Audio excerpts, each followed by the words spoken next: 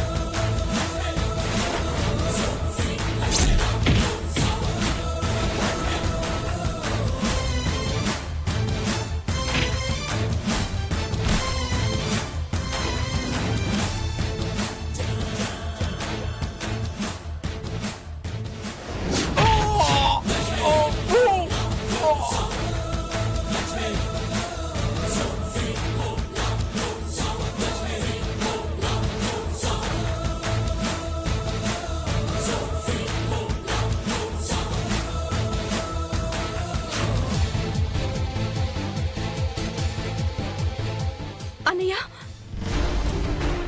అమ్మా అన్నయ్య లేమా లేమా నీకేం కాలేదుగా? కార్తీక్ కంగారు పడకమ్మా. రోషిని మిమ్మల్ని ఎక్కడ దాచిపెట్టిందో తెలియక చాలా కంగారు పడ్డానమ్మా. రోషిని ఏంట్రా మరి ఇంత నీచంగా ప్రవర్తిస్తోంది? ఏం చేస్తామమ్మా, కొన్ని రోజులు భరించక తప్పదు. నేను ఊరు నుంచి వచ్చే వరకు మీరు ఇంట్లో ఉండొద్దు. జాగ్రత్తగా వేరే ప్లేస్లో ఉండే ఏర్పాటు చేస్తాను.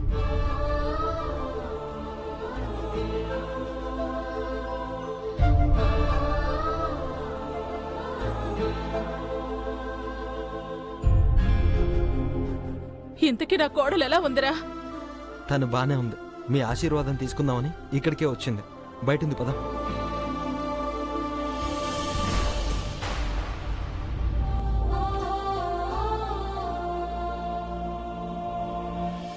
మీనాక్షి, అమ్మ వాళ్ళు వచ్చారు, రా.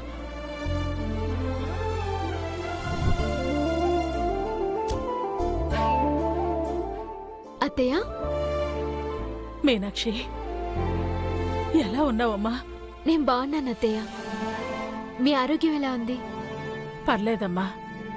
వదినా, ఏంటి గీత, ఈ వదిన్ని మర్చిపోయావా? ఫోన్ కూడా లేదు. మా వదిన్ని ఎలా మర్చిపోతాను? అయినా మీరెందుకు బయటకొచ్చారత్తయ్య? నేనే లోపలికొచ్చేదాన్ని కదా. మీనాక్షి, అమ్మ గీత గుడికెళ్తున్నారు, అందుకే వాళ్లే బయటకొచ్చారు.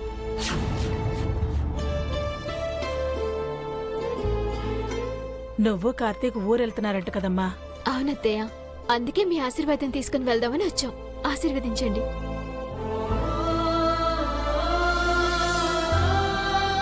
క్షేమంగా వెళ్ళి లాభంగా తిరిగి రండమ్మా. వదినా, లాభంగా తిరిగి రావడం అంటే ఏంటో తెలుసు కదా? సంవత్సరం తిరిగేలోపు నాకొక బుల్లి మేనల్లుడిని ఇవ్వడం.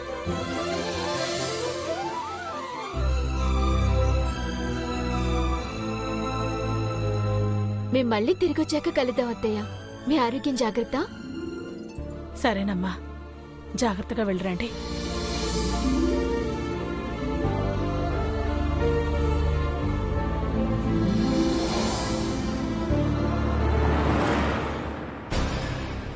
Excuse me. Hi sir. కూర్చోండి. చెప్పండి సార్, ఏ పని మీద వచ్చారు? నేను సర్కిల్ ఇన్స్పెక్టర్ శంకర్ని. ఒక కేసు ఇన్వెస్టిగేషన్ మీద మీ కంపెనీకి వచ్చాను. ఇక్కడ జాబ్ చేస్తున్న ఎంప్లాయీస్ అందరి లిస్టు, వాళ్ళ ప్రొఫైల్స్ నాకు కావాలి. సారీ సార్, మా కంపెనీ రూల్స్ ప్రకారం ఆ లిస్టుని నేను మీకు ఇవ్వలేను. మీరొక పోలీస్తో మాట్లాడుతున్న విషయం మర్చిపోతున్నారా? లేదు సార్, మీకు ఆ డీటెయిల్స్ కావాలంటే మా చైర్మన్ భానుమూర్తి గారు కానీ మా ఎండి రోషిని గారు కానీ మీకు ఇవ్వమని చెప్పాలి. ముందు వాళ్ళ పర్మిషన్ తీసుకోండి. మ్.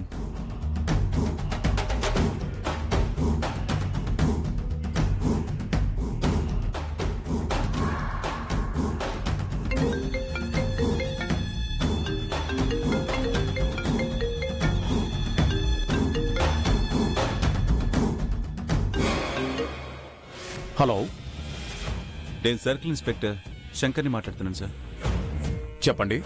మీ దగ్గర పనిచేసే ఎంప్లాయీస్ డీటెయిల్స్ కోసం మీ కంపెనీకి వచ్చాను. వాళ్ళ వివరాలు ఇవ్వాలంటే మీ పర్మిషన్ కావాలని మేనేజర్ అంటున్నారు. కొంచెం కోఆపరేట్ చేయండి. మీరు ఆయనతో ఒకసారి మాట్లాడండి. నన్ను అడగకుండా నా కంపెనీ దాకా ఎందుకు వెళ్ళారు మీరు?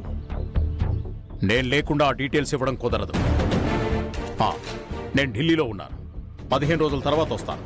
అప్పుడు కలుద్దాం. 15 రోజులంటే చాలా ఆలస్యం అవుతుంది సార్. నేను ఇన్వెస్టిగేట్ చేసేది మీ బావగారి కేసు.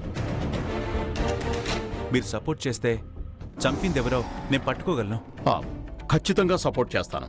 బట్ నేను వచ్చే వరకు మాత్రం ఎంప్లాయీస్ లిస్ట్ ఇవ్వలేం. సారీ.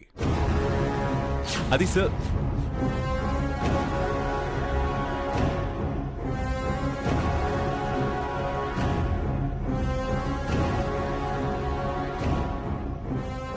ఇట్స్ ఓకే అండి. నేను మళ్ళీ కలుస్తాను.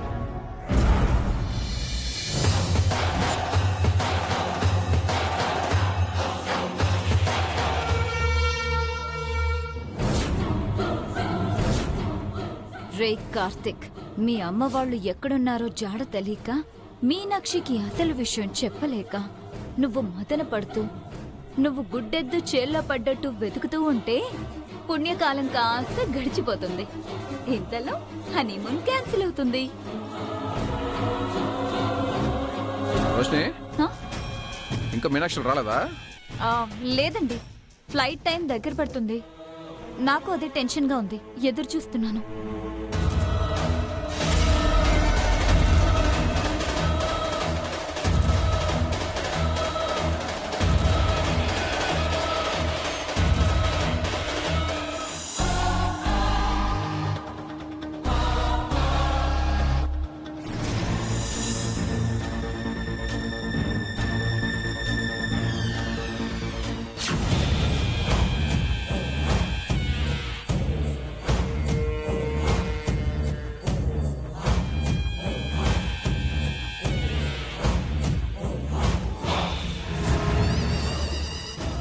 వీళ్ళిద్దరి రియాక్షన్స్ నాన్ సింక్ లో ఉన్నాయేంటి?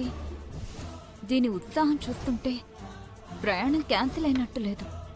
వాడి మొహం చూస్తేనేమో తల్లి చెల్లి దొరకరు అన్నట్టుగా ఉంది. అస్సలు మ్యాచ్ కావట్లేదే. ఏంటమ్మా ఎంతసేపు ఎక్కడికి లేరు? అసలు ఎయిర్పోర్ట్ ఇక్కడ నుంచి చాలా దూరం కదా. తొందరగా బయలుదేరండి. అంతా సర్దేసుకున్నావన్నయ్య, ఇంక వెళ్ళిపోవడమే. మీనాక్షి, మనం ఇంకేమైనా మర్చిపోయామో ఒకసారి గుర్తించుకోకపోయావా? ఏం మర్చిపోలేదండి. మీరు బట్టలు మార్చేసుకుంటే మనం బయలుదేరడమే. ఏముంది, 2 నిమిషాలు మార్చేసుకుంటారు. బయలుదేరండి. తల్లిని చెల్లిని కిడ్నాప్ చేసినా కూడా ప్రయాణం క్యాన్సిల్ చేయలేదంటే ఏంటి వీడి ధైర్యం? వాళ్ళని భయపెట్టి వీడికి ఫోన్ చేయిస్తేనే చివరి నిమిషంలో అయినా ప్రోగ్రాం క్యాన్సిల్ చేస్తాడు.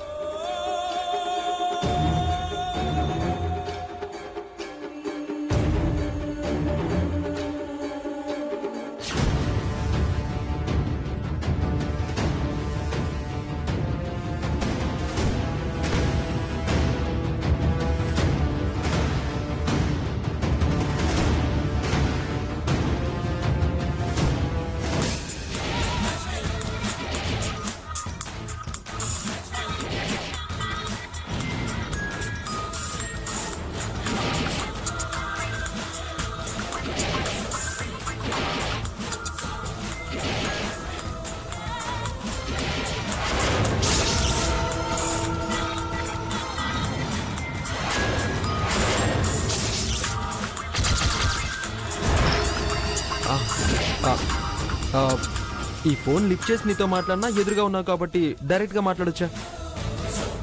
ఈ ఫోన్ ఫోన్ నీ దగ్గరికి ఎలా వచ్చింది?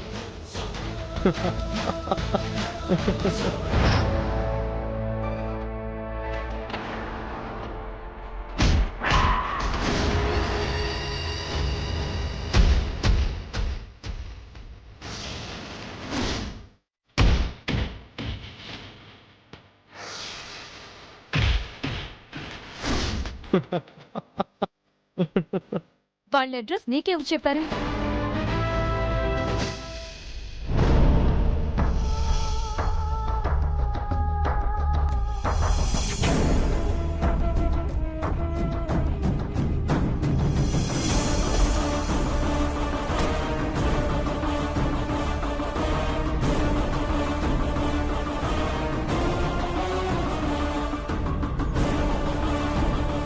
రోషిని, వీడొకడు రోషిని, నన్ను ప్రశాంతంగా ఉండనివ్వడు.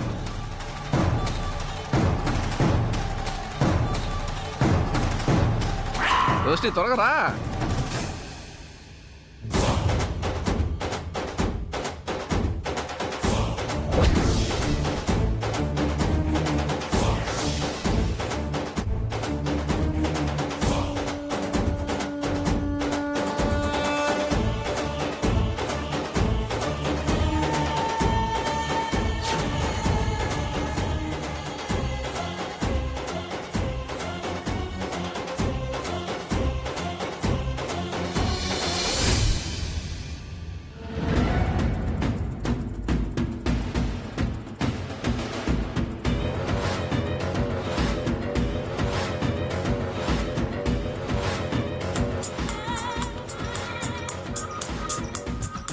ఎవరిది నెంబరు?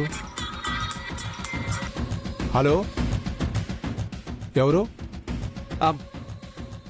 నేనండి, అమలాపురం ఊరోజు బార్ నుంచి కాల్ చేస్తున్నానండి. మేము ప్రతి నెల ఫోన్ నెంబర్ లాటరీ తీసి విన్ అయిన ఇద్దరికి 5,000 రూపీస్ క్యాష్, ఒక ఫారిన్ ఫుల్ బాటిల్ గిఫ్ట్గా ఇస్తామండి. హాయ్, ఈసారి మీ నెంబర్కి లాటరీ తగిలిందండి. అయ్యా బాబోయ్, ఫారెన్ ఇస్కినా? హాయ్, ఇప్పుడు వచ్చి తీసుకోమంటారా? అయ్య బాబోయ్, మీరు రావడం ఎందుకండి, మనదంతా హోమ్ డెలివరీయే. మీరు అడ్రస్ చెప్తే వచ్చేస్తాం. అమలాపురం ఉంది కదా,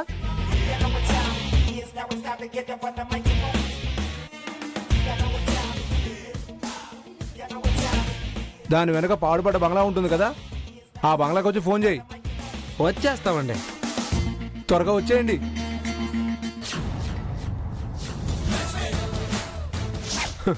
రోషిని, నేను మంచి వాళ్ళ కోసం మాత్రమే మంచిగా మారాను. నీలాంటి క్రిమినల్కి క్రిమినల్నే. నువ్వు ఒకవేళ వెధవ పనులు చేయాలని ఒక్కడుగు ముందుకు వేస్తే నీ ఆలోచనను పసిగట్టి 100 అడుగులు ముందుకేసి నీ ప్లాన్ నాశనం చేస్తాను.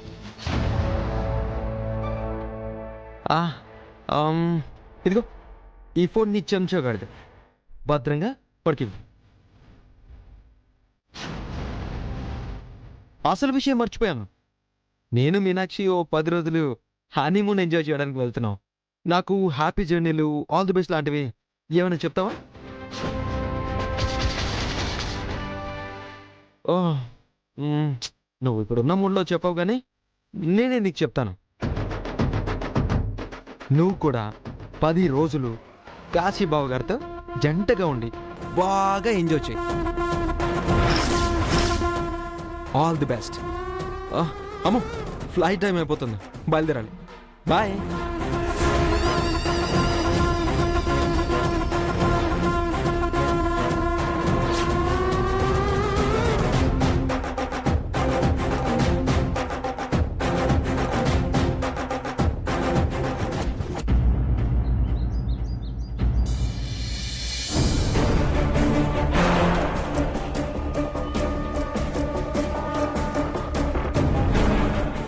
మరో 10 నిమిషాల్లో మీనాక్షి వాళ్ళు హనీమూన్కి బయలుదేరతారు. ఎయిర్పోర్ట్కి వెళ్ళడానికి కారు ఎక్కువలోపే ఎలాగైనా ఆపాలి.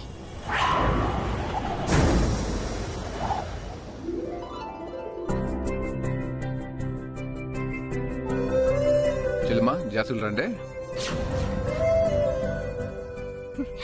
అలాగే అన్నయ్య. పెద్దదినా మేం బయలుదేరుతున్నాం.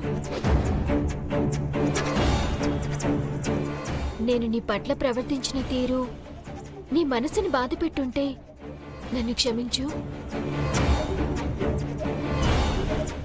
నేనేం చేసినా నువ్వు అన్నయ్య బాగుండాలని, మీరిద్దరూ కలిసిమెలిసి ఉండాలని. అవునండి రోషిని గారు. నిన్ను బిడ్డలా చూసుకునే మీ పెద్దదినా నీ గురించి తప్పుగా ఎందుకు నువ్వు చెల్లెమ్మా? మా మేలు కోరి నువ్వు ఏదైనా చేస్తావని తనకు కూడా తెలుసులే.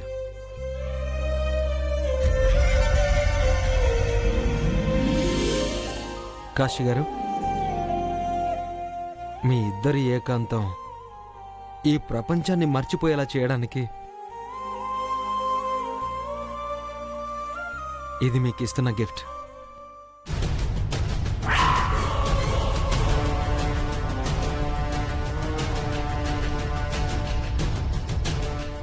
అబ్బే ఈ సెంట్ ఒంటికి సరిపోదు కార్తీక్, నేను వాడినా, నాకేం వద్దు, నువ్వేం అనుకోక. అయ్యో, ఇప్పుడు మీరు ఆలోచించాల్సింది మీ గురించి కాదు, రోషిని గారి గురించి.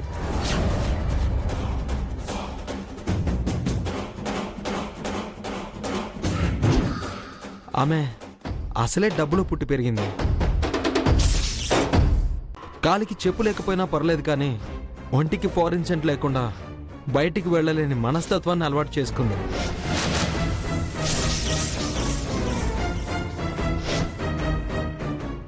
ఇప్పుడు మీ తోడు తనకి సంతోషాన్ని ఇవ్వాలంటే మీరు ఇది వాడక తప్పదు.